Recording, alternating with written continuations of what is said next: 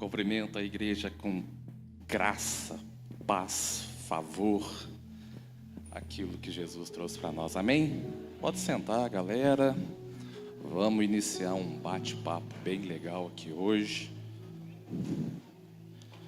aonde existe uma ambiência onde Cristo está no meio, onde é cristocêntrico.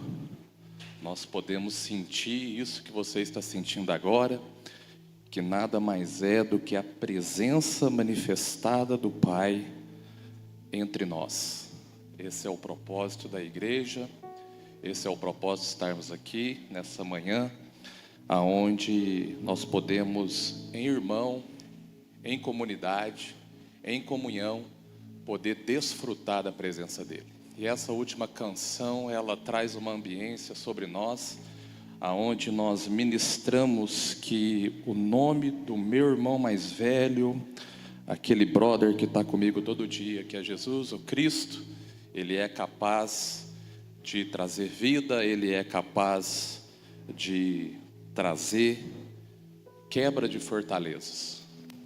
E muitas das vezes a gente imagina que as fortalezas estão nas dificuldades do nosso dia a dia, mas muitas das vezes nós entendemos que essas fortalezas, meus amados amigos e irmãos, ela nada mais é do que fortaleza das nossas mentes, sofismas que o inimigo tem colocado através de um modo cultural que nós vamos aprendendo no nosso dia após dia, ano após ano, e são fortalezas mentais que não nos permitem conhecer de fato a essência daquele que nos criou. E nessa manhã eu quero falar um pouco sobre uma quebra de mentalidade, uma quebra de uma fortaleza e quebra de alguns sofismos que a própria cultura traz para nós. Eu quero de antemão me apresentar. Muitos aqui me conhecem, mas muitos não me conhecem.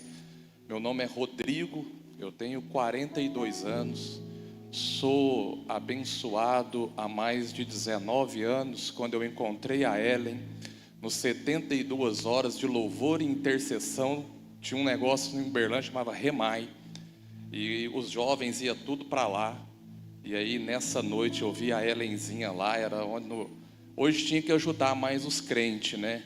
Porque naquela época nós juntávamos um punhado de igreja, eu tive que ir em outra igreja achar a Ellenzinha. E aí quando o Senhor me apresentou ela já conquistou o meu coração, e ela é a dona de tudo que eu tenho, de tudo que sou, de tudo que eu vier a ter. Porque em Apocalipse capítulo 4, essa expressão que Jesus dá para nós como Pai, Ele é aquele que é, aquele que foi e aquele que há de vir. E quando eu me tornei uma só carne com a Ellen, eu entendo que com Jesus nós somos a expressão de Jesus, as virtudes dele aqui na terra. Ela é dona de tudo que eu sou, de tudo que eu fui e também de tudo o que eu vier a ser. Temos 2 filhos, a Giovana e o Gugu. A Gigi foi dormir na casa de umas amiguinhas hoje, o Gugu estava numa chácara, chegou agora. E aí, filhão, não te vi desde ontem. E amados, eu quero dizer para vocês que o meu forte nunca foi estar em cima do palco. O Senhor sempre deu dons e talentos para nós, e aqui não é o meu maior dom, aqui não é o meu maior talento. Eu entendo que quando eu sou convidado para esse tipo de evento, é porque o Senhor tem de fato uma agenda preparada para uma determinada casa e para alguns irmãos. O dom e talento que o Senhor deu para mim é ministrar nas mesas. Eu gosto do discipulado 1 a 1, eu gosto de estar com as pessoas, eu gosto de estar em volta da mesa. E nesta mensagem de hoje vocês vão entender a minha paixão pela mesa. Vocês vão entender a minha paixão de estar com os meus irmãos, compartilhando o meu coração, ouvindo o coração dos meus irmãos. E ali naquela ambiência da mesa a gente consegue sentir a presença e crescer no Pai. Então, se eu falhar, se eu não for um bom palestrante, vai me perdoando, porque aqui de fato não é um dom, nada mais é do que um esforço da parte do Pai. Amém? Tendo dito isso, vamos abrir as nossas Bíblias em Salmo 139, do versículo 6 até o versículo 14. Eu estou começando bem formal, mas quem me conhece sabe que eu não sou formal. O Ernesto jejuou desde ontem até agora para eu não vir pregar de bermuda, porque eu só prego de bermuda. Mas eu, respeitando e para não escandalizar os irmãos, eu pus uma beca muito bonitinha para honrar a vida do meu amigo.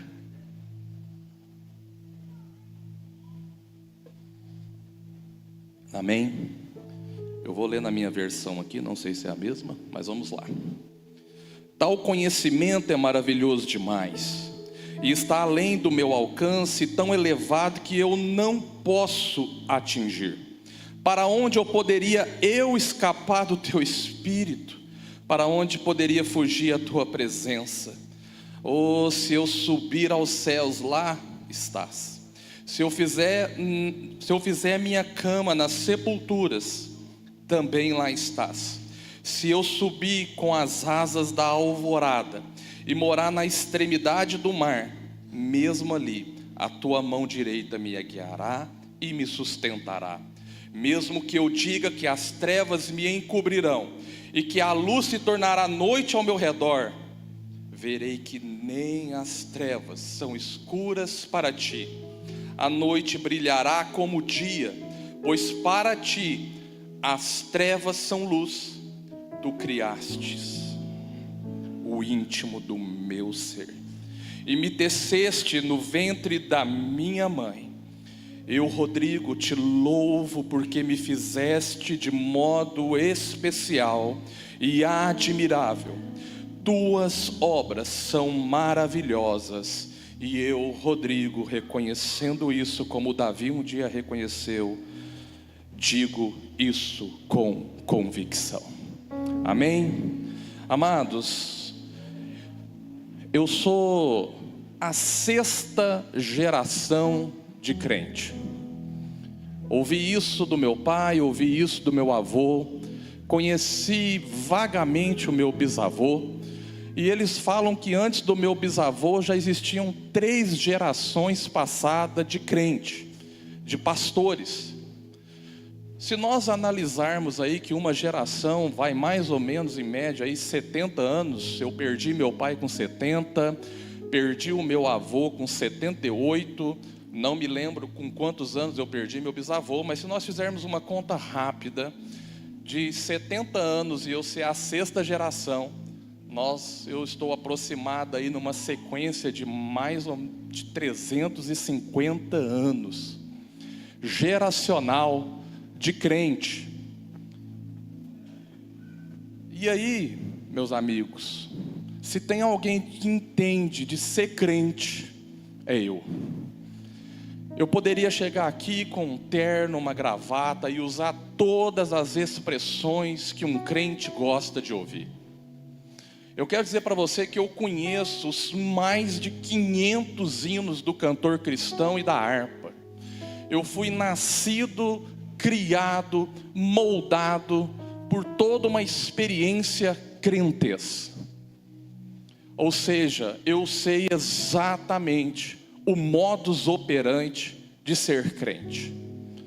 E esse salmo que eu trago aqui, onde o salmista Davi, ele descreve quem é Deus.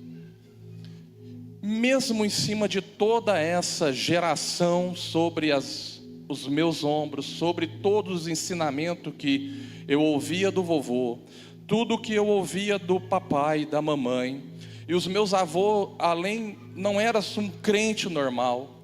Meus avós, meus tios avós, são fundadores de um grande ministério, que até hoje é um grande ministério, em Minas Gerais. O meu avô, ele foi responsável por abrir várias igrejas de um dos maiores ministérios hoje existentes. O meu pai literalmente nasceu dentro da igreja.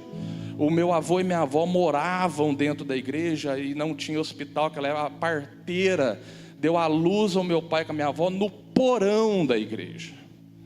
Meu pai literalmente nasceu dentro da igreja.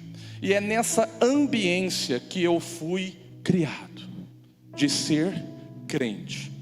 E eu não podia falhar, eu não podia quebrar esse padrão comportamental de ser crente.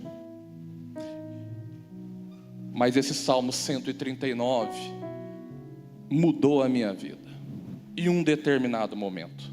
Mudou a minha vida no momento onde eu, não sei porquê, não sei se o Senhor me chamou para ser uma ovelha negra, eu não sei se Ele me chamou para, não sei para quê, mas Ele começou a me colocar um monte de indagações, um monte de ponto de interrogações, onde a conta não batia com aquele crentez que eu fui ensinado. Não batia. E eu comecei a confrontar vovô, eu comecei a confrontar meu pai, e eu falava assim, ó, se esse Deus que me teceste lá no íntimo, a conta não bate, é difícil demais ser crente. Até que um dia eu virei para minha mãe e falei assim, esse Deus e esse Jesus, eu não dou conta.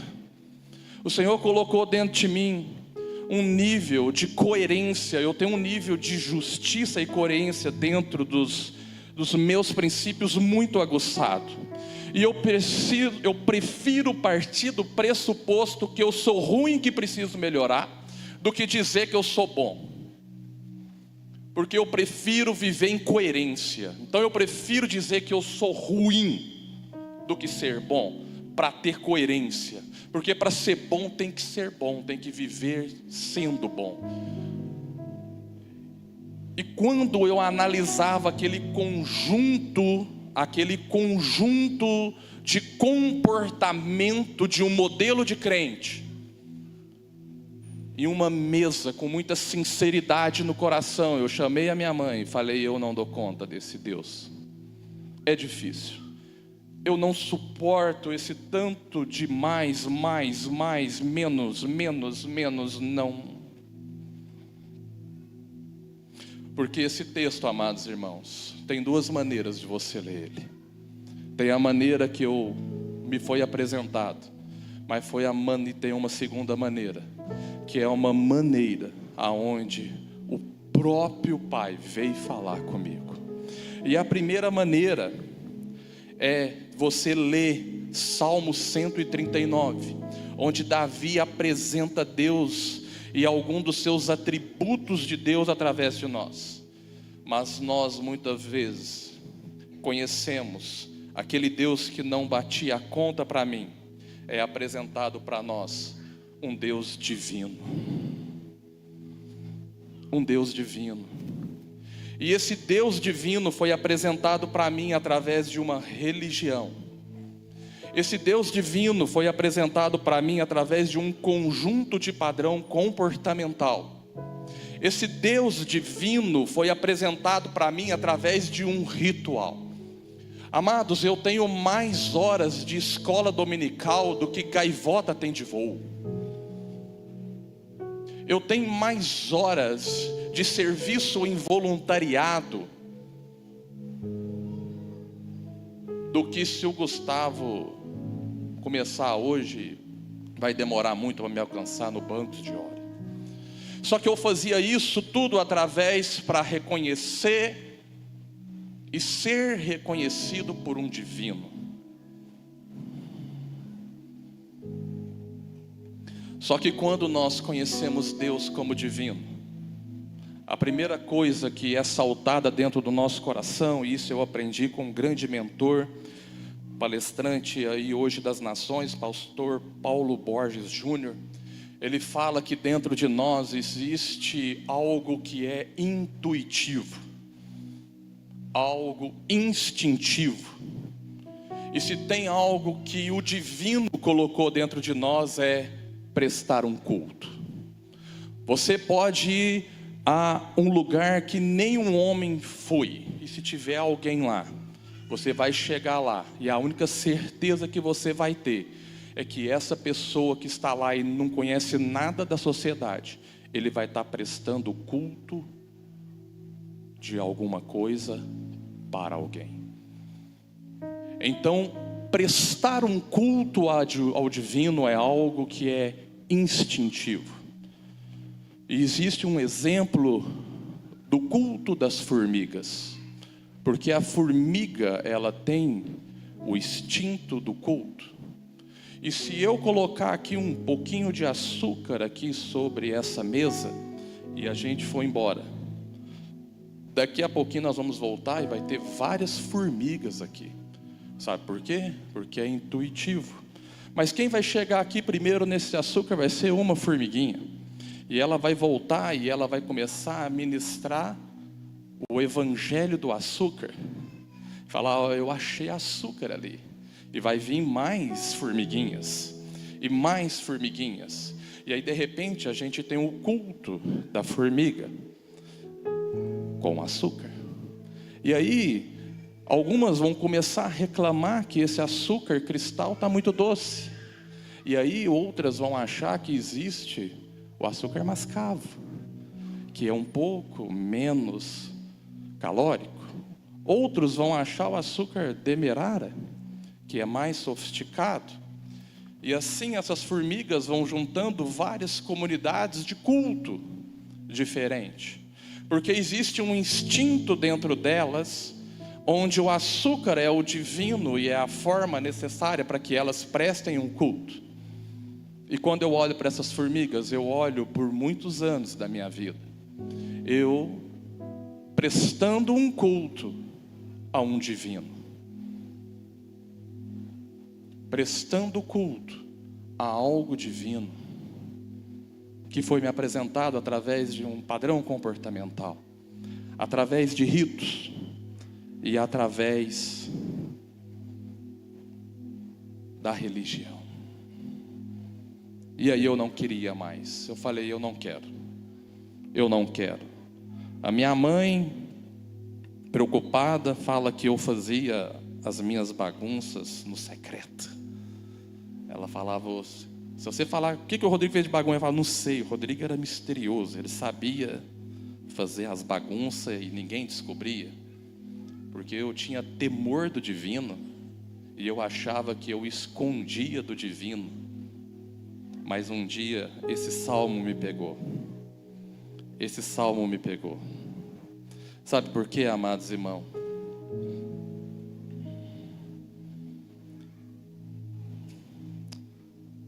Nós muitas das vezes, através desses ritos, é com muito temor que eu falo isso no coração. Nós estamos tão acostumados com os padrões de ser crente. Nós estamos tão acostumados com os ritos, que muitas das vezes a gente faz isso para convencer a divindade a dar para nós a atenção que nós merecemos e satisfazer nada mais, nada menos do que os nossos desejos. Então essa busca de um padrão, essa busca pelo ritual e essa busca nada mais é do que tentar convencer o divino que eu mereço alguma coisa. E aí nós começamos a nos achar merecedores, porque eu trabalho muito para o culto, eu faço muito para o culto, eu dedico a minha vida para esse culto, logo eu sou merecedor. E muitas das vezes eu gasto muito tempo nesse culto, evangelizando o próprio divino, para mostrar para o próprio divino que eu necessito de alguma coisa, preciso de alguma coisa, e através dos meus ensinamentos para ele, eu tento convencer ele a me dar. E aí, amados irmãos, quando eu olho, estudo, quando eu me dedico, quando eu me relaciono com aquele Cristo, Jesus, e quando eu olho para a essência dele, eu olho que em Filipenses Paulo fala assim, ele não usurpando de tudo que ele tinha, tudo, ele tinha tudo, ele não usurpando de ter tudo, se fez homem, morreu morte de cruz, sabe para quê? Para servir. E aí eu gasto um tanto tempo tentando provar algo divino, que eu preciso de algo, que eu necessito de algo, enquanto eu olho a essência do meu brother mais velho, e a essência dele não é nada para ele, não é nada do que ele precisa, não é nada do que ele necessita, mas é tudo o que ele é para o próximo.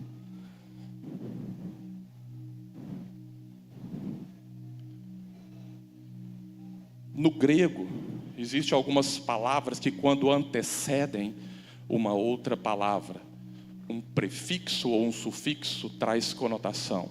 Então nós sabemos o significado da palavra Cristo, mas quando a gente coloca uma outra palavra antes de Cristo, é anticristo. E sabe o que é anticristo? É toda a sua ação e comportamento que foge à essência de Cristo. Quando você gasta tempo no culto a um divino, tentando convencer ele que você precisa de algo e necessita de algo, não é a essência de Cristo.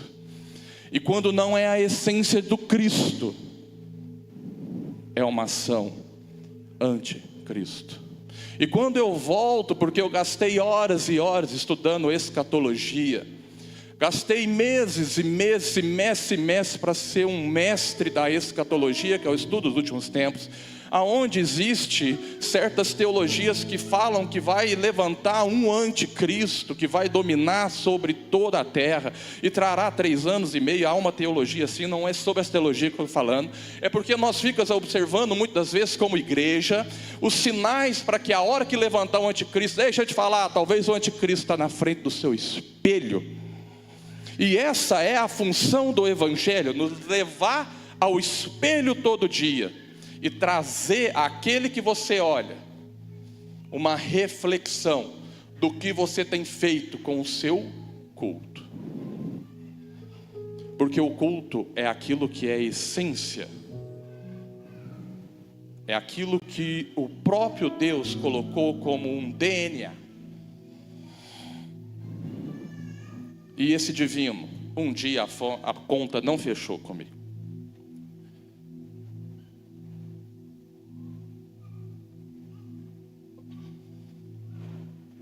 Mas esse mesmo texto, essa mesma poesia, porque isso aqui é uma poesia, o versículo 6 diz assim: tal conhecimento é maravilhoso demais, está além do meu alcance, eu não posso entender quem é esse Deus, é tão elevado que eu não posso atingir.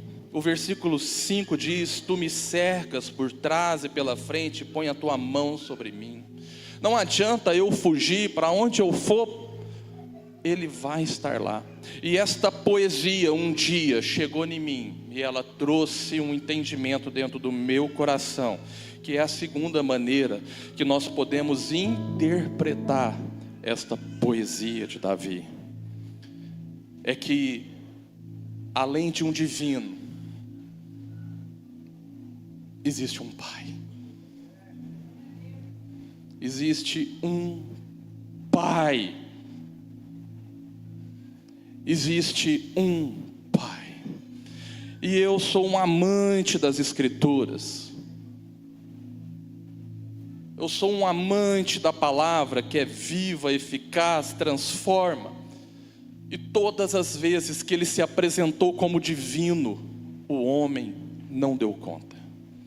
Uma das vezes que Ele se apresentou como divino, Ele chegou fazendo barulho, trovão. Alguém lembra dessa passagem? Chegou lá com o povo de Israel no deserto, e o povo simplesmente se assustou. Moisés, vai você, nós estamos com medo. Mas em todos os momentos, Ele se apresenta como Pai. E o dia que eu conheci o meu Pai, e o dia que eu conheci que o meu Pai me teceu, me criaste lá no íntimo do meu ser, me teceu no ventre da minha mãe,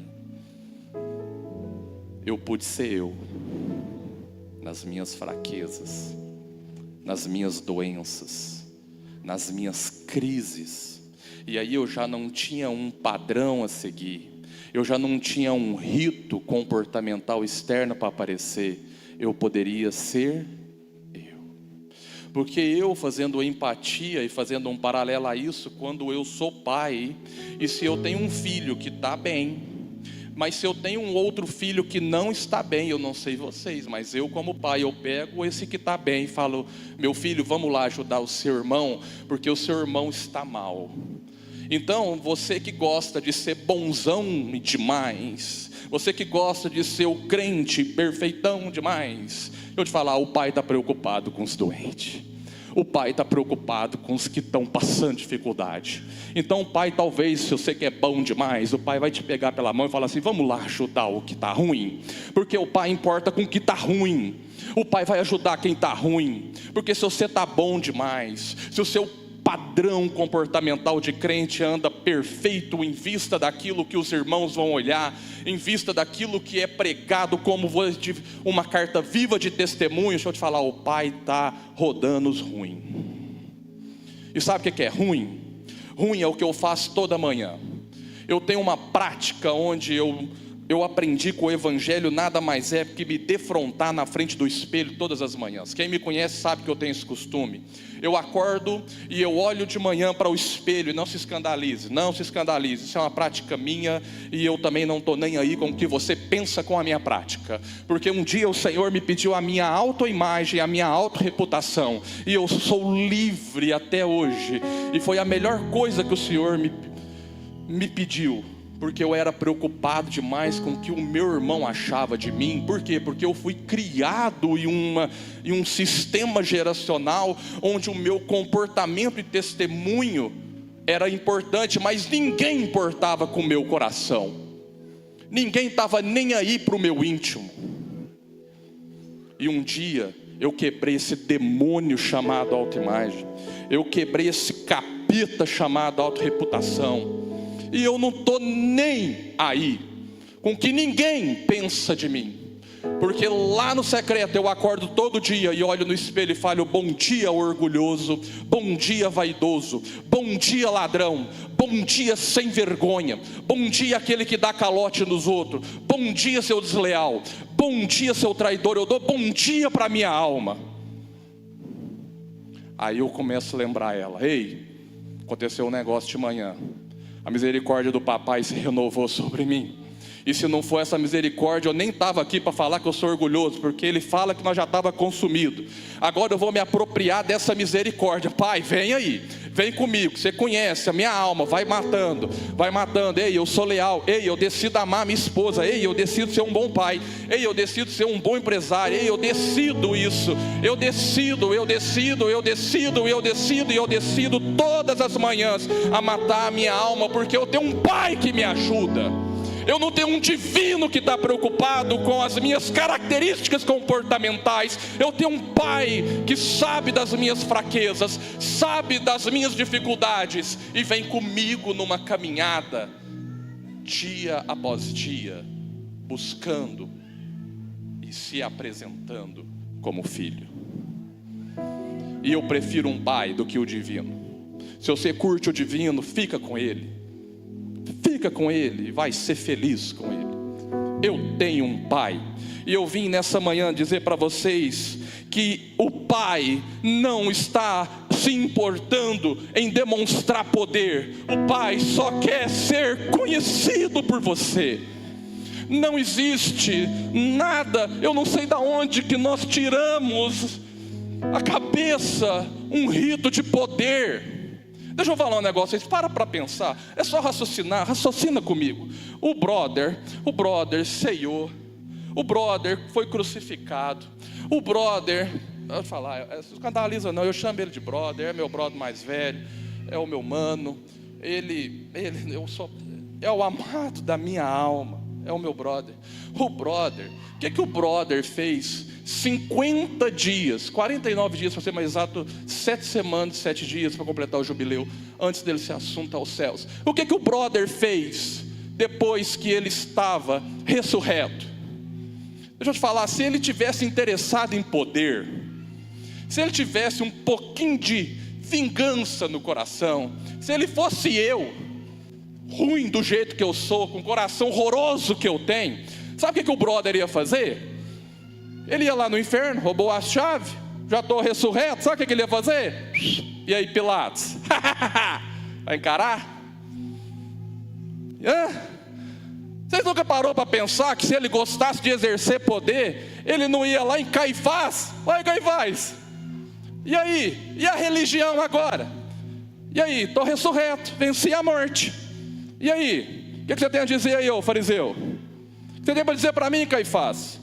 O que foi isso? Você não conseguiu interpretar o que os profetas disseram, o que vocês estudam de dia e de noite, não? Imagina ele chegando na casa de Herodes e metendo o pé e falando aí, e aí? Tentaram me matar? Deu conta não. Ressuscitei.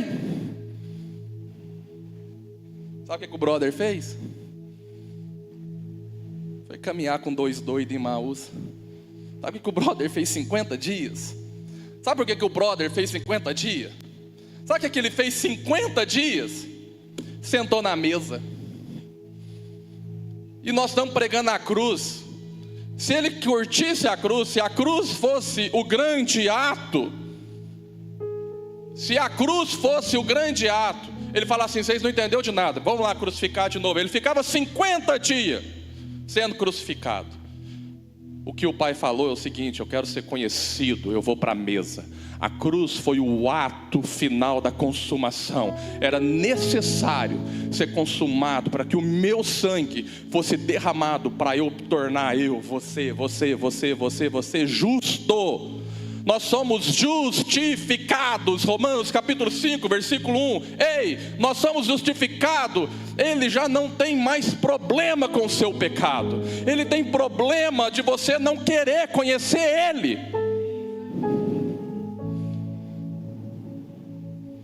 O Pai não quer exercer poder. O Pai quer ser reconhecido e conhecido através de um relacionamento. Eu fui criado, amados, olha como eu orava: Pai, excelentíssimo Deus e eterno Pai, Tu que és grande, bondoso. Está errado? Não está errado, Ele é santo. Mas eu não me lembro de eu chegar na casa do meu pai domingo e falar: ó Nelito soberano, Rei dos reis, ó Nelito, Tu que um dia me criastes. Eu não lembro. Eu falava assim: benção, pai, o senhor está bem? Como é que está? E aí sabe como que eu converso com meu pai? Desse jeito: ô pai, e aí? Valeu pela misericórdia, hein? Mais um dia? Deixa eu falar. Então me fala aí. Me fala aí. Me fala aí, o que tem para hoje? Qual que é o cardápio do dia? Eu não tenho vida, a minha vida é sua. O Senhor comprou através do sangue, através da redenção, e o Senhor é dono de mim por direito de criação. Então eu não tenho direito nenhum,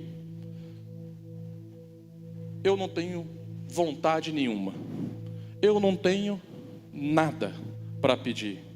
Reconhecendo isso, reconhecendo que o Senhor é o Pai, o que o Senhor tem para mim hoje? Qual que é a agenda do dia? E aí, meus irmãos, eu aprendi a me calar, e eu aprendi a ouvir. Porque a gente foi ensinado a falar demais, pedir demais, exigir demais.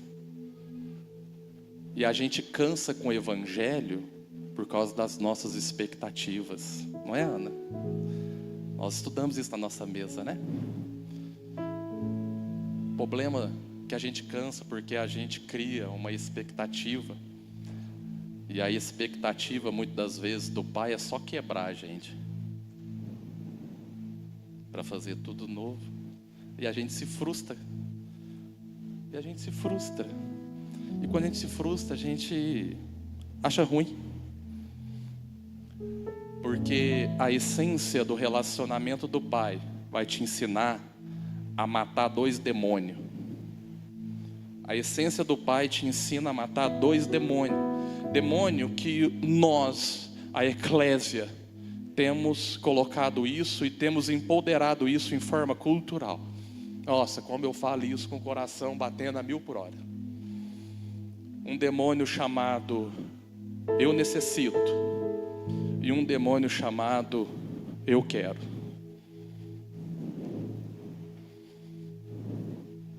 Porque a essência do meu Pai nunca foi sobre o que eu quero, nunca foi sobre o que eu necessito, mas foi sobre aquilo que Ele colocou dentro de mim. Eu me coloco à disposição dos irmãos. E no culto, a gente tem amado a devoção. E a devoção não tem nada de errado. Eu sou extremamente devoto na comunhão dos santos ao prestar um culto ao Pai. Mas nós temos finalizado o culto e trocado o servir, que é amar os meus irmãos, pelo uma semana abençoada. Então, uma semana abençoada. Uma semana abençoada. Meu irmão, Pai do Senhor, uma semana abençoada. Aí você passa 2 horas em devoção e você não consegue dar um abraço no seu irmão e falar assim: tá tudo bem? Tá com algum problema lá? E se o irmão falar que tá, e você falar assim: vamos tomar um café amanhã? Eu posso te ajudar? A minha mesa tá aberta. Vamos sentar na mesa? Sem julgamento. Porque o Pai serviu. A essência do Pai é a minha essência. O Pai não está muito interessado que você divulgue os atributos dele. Ele só quer que você espalhe as virtudes dele.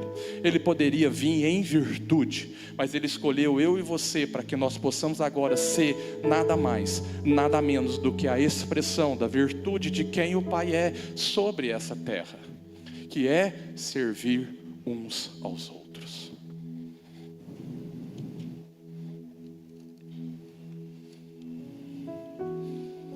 Quem puder, abra a Bíblia em Lucas.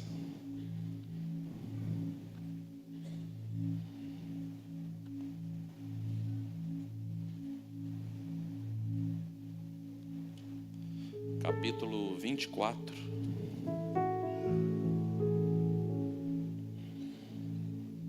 E eu vou finalizar esse bate-papo com os irmãos mostrando para vocês, dentro das Sagradas Escrituras, essa palavra que é viva, eficaz, essa manual de como eu devo ser filho. Vou mostrar para vocês o que são homens que têm uma expectativa de divino, e vou mostrar para vocês o que são homens que reconheceu um Pai. E vocês vão ver a característica desses homens. E eu só tenho uma ideia nessa manhã, para mim e para vocês, que lá no íntimo você responda qual desses homens você é nessa manhã.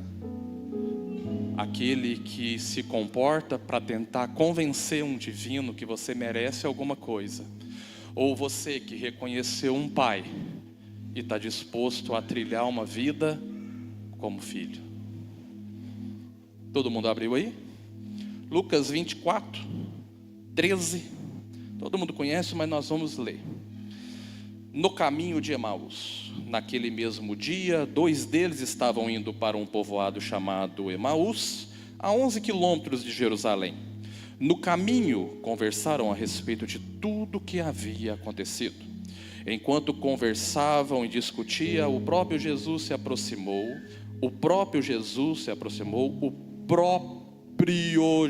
não foi eu, não foi o Ernesto, não foi um pastor famoso, não foi o cara do congresso, foi o próprio Jesus se aproximou e começou a caminhar com eles. O próprio Jesus se aproximou, e agora eu quero ênfase no versículo 16. Põe aí, eu vou ler junto com os irmãos. Mas os olhos deles foram impedidos de reconhecê-los. Já volto aqui, continuando aqui. Cadê? No 17 diz assim: e eles lhe perguntou sobre o que vocês estão discutindo enquanto caminham. Eles pararam com os rostos entristecidos. Um deles, chamado Cleopas, perguntou-lhe: você é o único visitante em Jerusalém que não sabe das coisas que ali aconteceram nesses dias? Que coisas? Perguntou. O que aconteceu com Jesus de Nazaré? Responderam eles. Ele era um profeta. Olha só, olha os atributos, olha os atributos chegando aí, ó. Olha quem gosta de mostrar poder. Olha quem gosta de mostrar poder. Já até me perdi aqui na Bíblia aqui. Cadê? 19. Responderam, ele era um profeta. Ele era poderoso em palavras, poderoso em obras, diante de Deus e de todo o povo. Ou seja, o próprio Jesus estava conversando. Eles eram totalmente conscientes de todos os atributos do divino. E ele era poderoso, ele era o cara. Mas no versículo 16 diz que os olhos deles estavam fechados. Olha só, você pode conhecer todos os atributos. Você pode estar em uma ambiência onde a presença é latente. Mas se você entender que Ele é um divino, seus olhos vão permanecer fechados. Mas olha o que acontece. Versículo 20. Os chefes dos sacerdotes e as nossas autoridades o entregaram para ser condenado à morte. Crucificaram e não esperávamos que ia trazer redenção a Israel. E hoje é o terceiro dia desde que tudo isso aconteceu. Algumas mulheres entre nós deram um susto hoje. Foram de manhã bem cedo ao sepulcro e não acharam o corpo dele. Voltaram e não contaram de ter tido uma visão de anjos que disseram que ele está vivo. Alguns dos nossos companheiros foram ao sepulcro e encontraram tudo exatamente como as mulheres tinham dito, mas não viram. E ele lhes disse: como vocês custam a entender e como demoram a crer em tudo que os profetas falaram? Não devia o Cristo sofrer essas coisas para entrar na sua glória? E começando por Moisés e todos os profetas, explicou-lhe que os que constava a respeito dele em toda a Escritura, ao se aproximarem do povoado para o qual estava indo, Jesus fez como que ia mais adiante. Mas eles insistiram muito com ele: fique conosco, pois a noite já vem, o dia já está quase findando. Então ele entrou para ficar com eles. Versículo 30. Ah, se os filhos entendessem. Quando estava à mesa com eles. Estava onde? Na cruz? Na sinagoga? Nos templos? Jesus entrou. Jesus sentou à mesa com eles. Tomou o pão, deu graças, partiu e deu a eles. Olha o que aconteceu no versículo 31.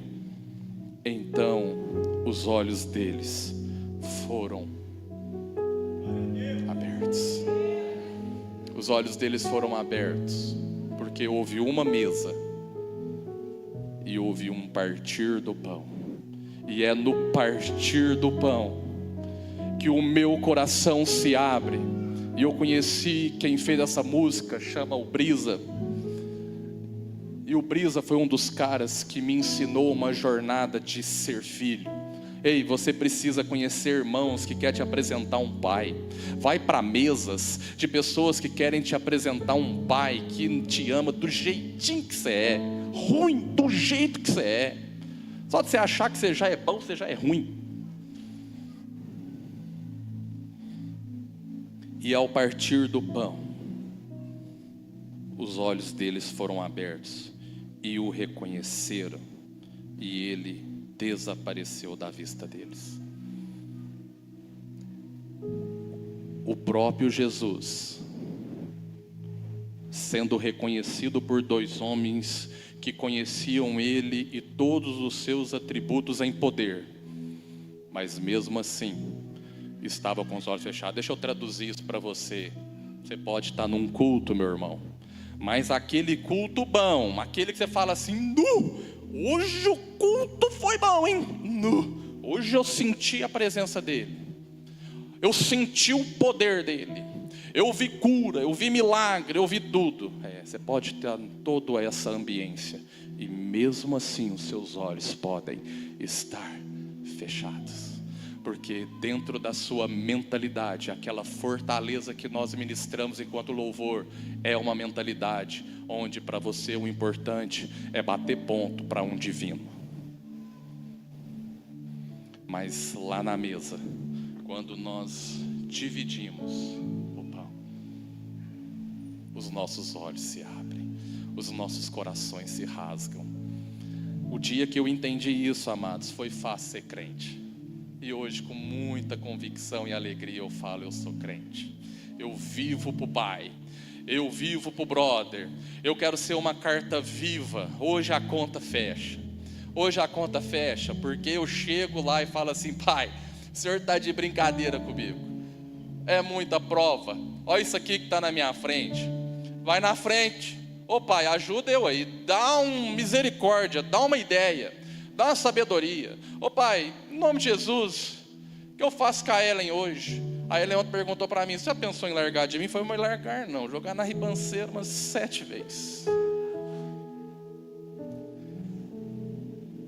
7 que eu lembro, amor. Porque eu decido todo dia amar aquela mulher. E todo dia eu falo: Pai, derrama amor, derrama graça, derrama graça.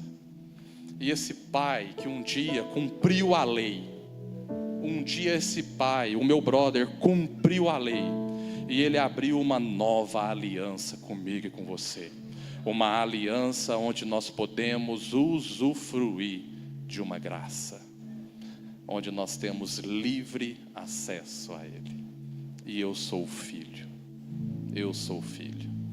Pai, obrigado pela possibilidade de eu me tornar um filho frágil, orgulhoso, vaidoso, ganancioso, mentiroso.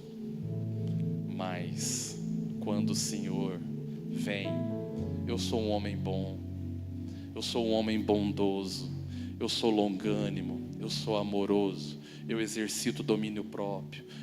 Gente, o Murilo ali, o Murilo é a expressão do Pai em domínio próprio para mim. Um dia eu falei: Pai, exerce domínio próprio. E o Pai me deu o Murilo. O Murilo trabalha comigo. Murilo, eu tenho que exercer domínio próprio com esse menino. Eu amo ele.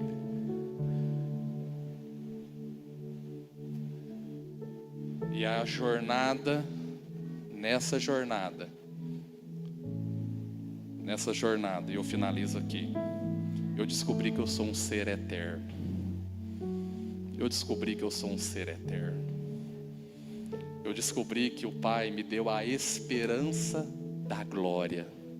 E a minha mãe falava muito isso. Minha mãe vê esse vídeo no YouTube, depois ela vai dar na... Minha mãe falava assim, quando tinha um problema muito feio, minha mãe falava assim: não, Jesus podia voltar rápido, né? Aí eu cresci com a expressão que Jesus voltar rápido é como se fosse para libertar dos meus problemas. Parece que Jesus era simplesmente a solução de um problema que eu não estava muito afim de resolver, porque a maioria dos problemas, quando a gente tem, é nós que cria. Aí a gente cria um problema, aí você não dá conta desse problema, aí você clama pelo sangue de Jesus, você fala assim: Maranata, a hora vem, Senhor Jesus, porque esse problema está grande demais para eu resolver ele. E aí eu falei assim: mas eu tenho que chamar Jesus para vir só para resolver problema? Não é para eu morar com Ele a eternidade? Ele falou: mas você já é eterno, amigo. E aí, sabe como que eu vivo a minha vida? Sabendo que eu já vivo o céu. Eu já vivo o céu. Quando piso, eu piso em ruas de ouro, porque eu sei que Ele me deu acesso para conquistar tudo aquilo que Ele já me deu.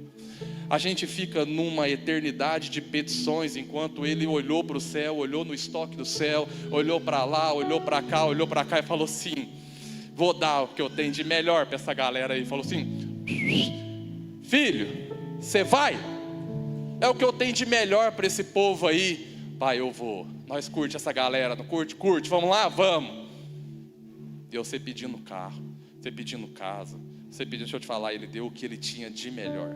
Ele deu o brother, Jesus Cristo. Se eu fosse um crente, eu falava: Ele é o Alfa, Ele é o Ômega, o El Shaddai, a estrela da manhã, a rosa da Saron. Como eu disse para vocês, eu sei mais de 500 características, e tem características muito mais crenteis para eu impressionar vocês. Mas sabe o que Ele é? O meu brother,